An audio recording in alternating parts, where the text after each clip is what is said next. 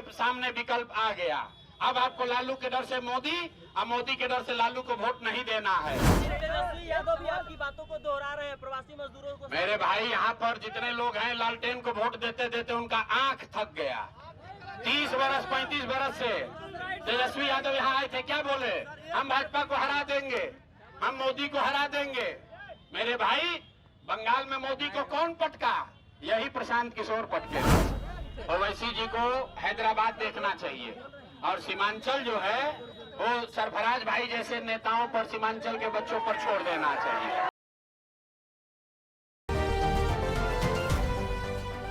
अभी जो मैंने बताया भाषण में, भाजपा से मत डरो, दूसरा दल वाला आएगा कहेगा भाजपा से डरो, हमको वोट दे दो, हमारे लालटेन में किरासन तेल बन जाओ।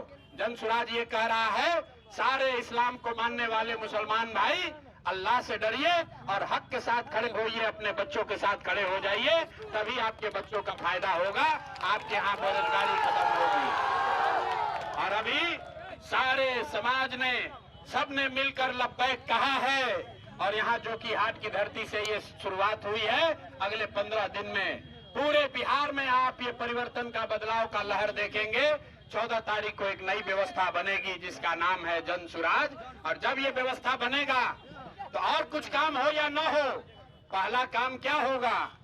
आपके घर के जो बच्चे बाहर गए हैं मजदूरी करने, जो 10-12 हजार रुपया के लिए बॉम्बे में, दिल्ली में जाकर दोजख का जिंदगी जी रहा है, अपना पेट काटता है कि 5-6 हजार घर पर भेजेंगे तो हमारा बाल बच्चा खाएगा। जनसुराज ने पहला वादा किया है कि अगर जनसुराज की व्यवस्था 14 को बन गई तो आप में से किसी के बच्चे को, किसी के पति को, किसी के भाई को, किसी के भतीजा को 10-12 हजार रुपया के रोजी रोजगार के लिए अपना गांव अररिया, जो कि हाट बिहार सीमांचल छोड़कर दूसरे राज्य में नहीं जाना पड़ेगा। तो भैया आपको तय करना है, अगर आप अपने बच्चों को, आपको राजनीतिक बंधुआ मजदूरी को जनसुराज ने खत्म कर दिया, आपके सामने विकल्प आ गया। अब आपको लालू के डर से मोदी और मोदी के डर से लालू को वोट नहीं देना है। लेकिन राजनीतिक जो आजादी मिली है, इसका फायदा तब होगा, आर्थिक आजादी तब मिलेगी जब 11 तारीख को आप बस्ता छाप पर वोट देकर सरफराज भाई को यहाँ से जिताकर सदन में भेजिए। सरफराज भाई को जिताकर भेजिए ताकि इस बदलाव के अभियान में, जो कि हाट का एक बड़ा योगदान हो, एक साथी सिर्फ जो कि हाट का नहीं पूरे सीमांचल का नेतृत्व करे, जैसे इनके वालिद साहब, जैसे इनके वालिद पूरे सीमांचल का नेतृत्व करते थे, वैसे सरफराज भाई भी पूरे सीमांचल में मुसलमानों की आवाज बने, उनका नेतृत्व करें।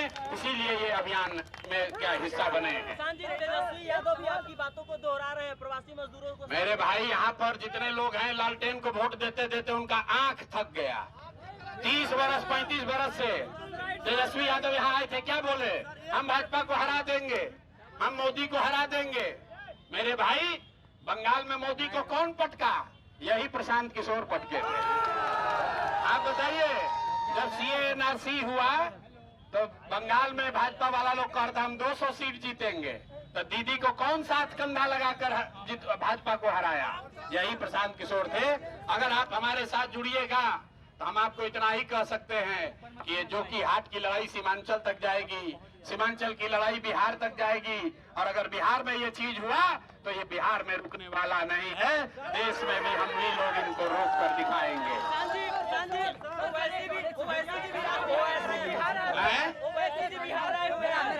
भाई, ओवैसी जी को हमने पहले कह दिया, ओवैसी जी हमारे मित्र हैं, ओवैसी जी को हैदराबाद देखना चाहिए और सीमांचल जो है वो सरफराज भाई जैसे नेताओं पर, सीमांचल के बच्चों पर छोड़ देना चाहिए। ओवैसी साहब जो कह रहे हैं वो मुसलमानों के हक की बात नहीं है। ओवैसी साहब ये कह रहे हैं कि सारा मुसलमान इकट्ठा हो जाइए, हम लोग लड़ेंगे, अपने हक की बात करेंगे। मेरे भाई, यही चीज तो भाजपा भी चाहती है कि सारा मुसलमान इकट्ठा हो जाए, हिंदू के खिलाफ हो जाए। इसलिए जनसुराज ने रास्ता बताया, मैंने अभी सबको सिखाया। आज भी इस देश में आधे हिंदू भाजपा को वोट नहीं देते हैं। वो कौन हिंदू हैं? जो गांधी को मानने वाला हिंदू है, जो बाबा साहब अम्बेडकर के विचारधारा को मानने वाला हिंदू है, जो कम्युनिस्ट और समाजवाद को मानने वाले हिंदू हैं, वो भाजपा के साथ नहीं हैं। तो ओवैसी साहब कह रहे हैं सारे मुसलमान इकट्ठा हो जाइए, और जनसुराज कह रहा है कि सारे मुसलमान इकट्ठा हो जाइए, लेकिन उन 50% हिंदुओं के साथ इकट्ठा होइए जो विचारधारा के आधार पर आपके साथ कंधा लगाकर भाजपा से लड़ना चाहते हैं। तय आपको करना है।